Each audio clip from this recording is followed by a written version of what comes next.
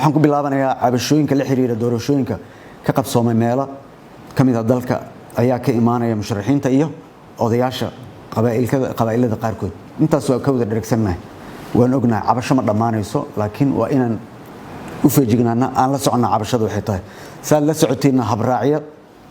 iyo heshiisyada doorashooyinka waxaa si cad ugu qeexan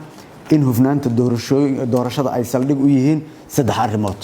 midda koowaad oo ah madax bannaanida gudiyada doorashooyinka waxaan rabaa saddexdiina gudi inay madax bannaan yihiin aadan ku milmin madaxda dowlad goboleedyada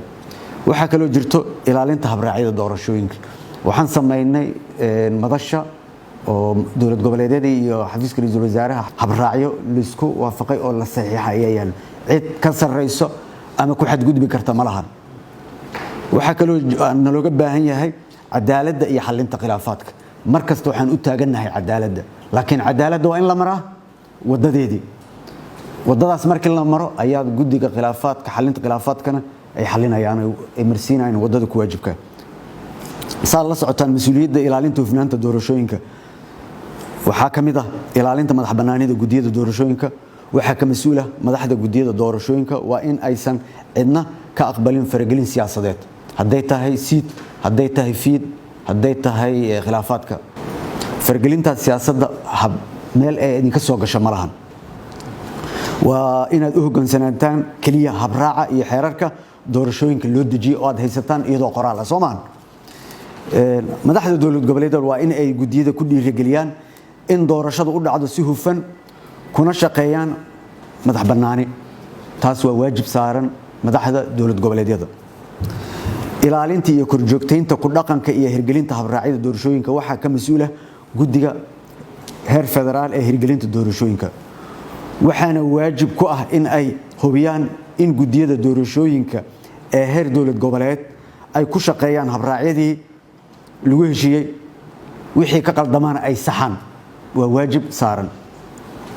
saad la socotaan hufnaanta doorashada waxaa ka mas'uula guddiga xalinta khilaafaadka oo runtii lafdhabar u ah in ay doorashadu noqoto mid lagu kalsoonaan karo waa in si cadaalad ah guddiga uga garnaqaan cabashada doorashooyinka waxaan sidoo kale rabaa idinka ayaa garnaqi meesha ah dadka musharaxiintana waxaan leeyahay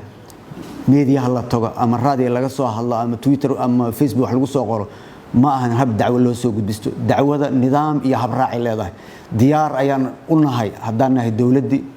hadday yihiin gudiyadii doorashooyinka in dacwadaada loo maro loo qaado habkii habraaci u dhigay waxaana mas'uuliyadaas ay saaran tahay guddiga xalinta khilaafaadka oo mas'uulka ah wixii cabasho ah waxaana in iyaga loo soo gudbiyaa marka waxaan rabaa in aad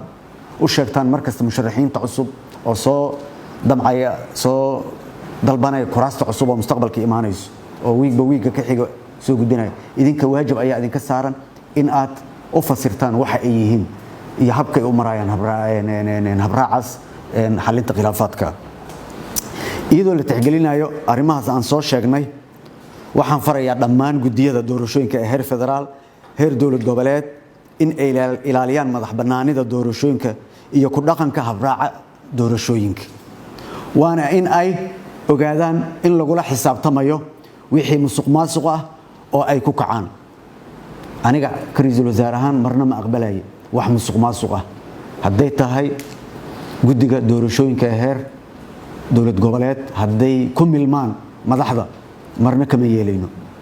waan in aan ogaanaa inaysan ku milmin ayna xor ka yihiin waxaan leeyahay madaxda dowlad goboleedyada